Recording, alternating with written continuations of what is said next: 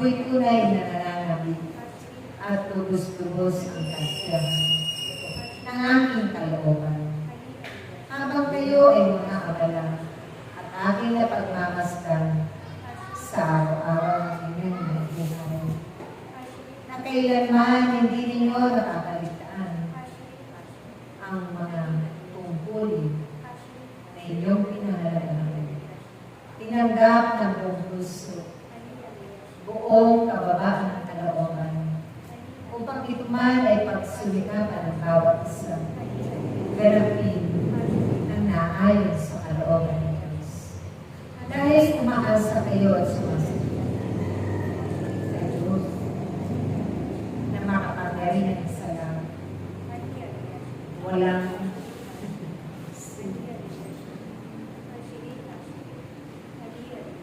sa mga sanlibutan ito ay yung kapatapan na nararapat ninyong sabihan ang mga bagay na mga halaga para sa araw-araw ninyong pamamagitan. Maliban lang sa Diyos na siyang inyong inaasahan magpakailanman.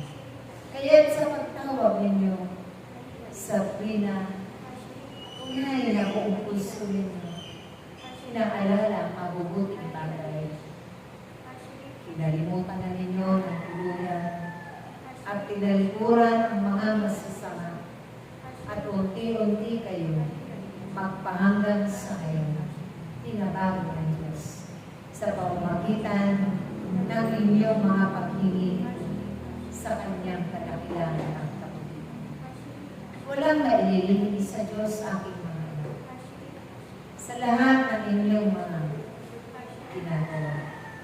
Kung kaya't kahit man kayo'y minsan nahihirapan sa inyong pagpapalaganap ng aking salita, ito'y lubos-lubos ninyong pinagsusumikapan, ganapin sa pag-asa ninyo sa tulong ng Espiritu Santo, na kayo'y masasanay at magiging bihasa pagdating ng pagkakaraw. Dahil ang lahat ng ito ay iniaasa lagi ninyo sa Diyos, na kayo'y bibiyayaan niya ng mga bagay na karunungan at katalinuhan. Wala na kayong ibang pinangahawakan, kundi lagi ang kanyang mga pangako. Pangako ng Diyos na kailanman hindi napapagod, hindi naglalayo. Dahil sa pamamagitan ng mga salitang ko na iniwan sa iyo at mga araw, tunay na kayo'y lumalakas, tumitibay ang kalooban. Dahil ito nagbibigay pagtasa sa bawat araw ninyo, sa bawat oras at pagkakataon at mga kailangan. Kaya't kayo'y patuloy na kumakapit sa Diyos. Ano-anuman ang inyong mga nararanasan, mga suliranin at pagsubok sa inyong mga buhay. Hindi kayo nawawala ng pag-asa. Pagkos higit pa na kayo'y tunay na kaitim na nananalangin na naroon ang inyong paghihigit sa kanyang harapan.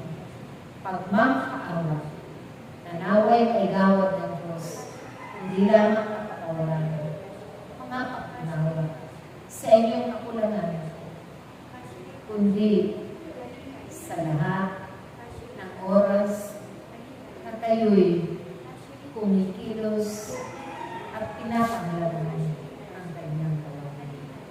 Kailanman hindi kayo hinanghinaan ng loob. Pagkos kayo man ay laging humihiling na kung saan kayo'y mahirap, doon kayo lagi palaksin ng Diyos. Ano't ano man ang mga pagkakasala ninyo, ang pagkakamali, mga pagkukulang, ito'y laging buhay ng Diyos sa pamamagitan ng inyong mga kapwa at mga kapatid sa sanlibutan.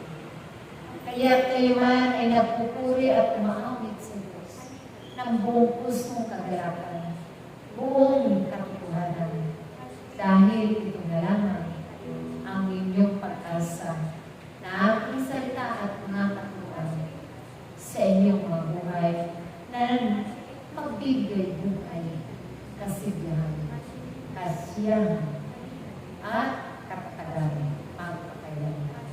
Ako ang inyong Panginoong Hesus Kristo. Naway baybayin niyo rin ang aking tuwid na pinagdaanan upang sa pagdaraan ng bawat isa doon, marating ninyo ang dulo ang buhay na walang hanggang doon sa kahilan ng ating Amang makapangyarihan. Maraming salamat, tunay na inibig kayo sa isa't isa. Nagpapatunay na kayo man, kahit nasasaktan, ang inyong mga kalooban sa lahat ng mga pag-uusip, pag-aalimon. Pinatutunayan ninyo na kayo'y tapat na naglilingkod at makapagpanan ang pag-ibig nyo sa isa't isa at mamalasaktan, pagdagalangan at pagpapatawanan. Dahil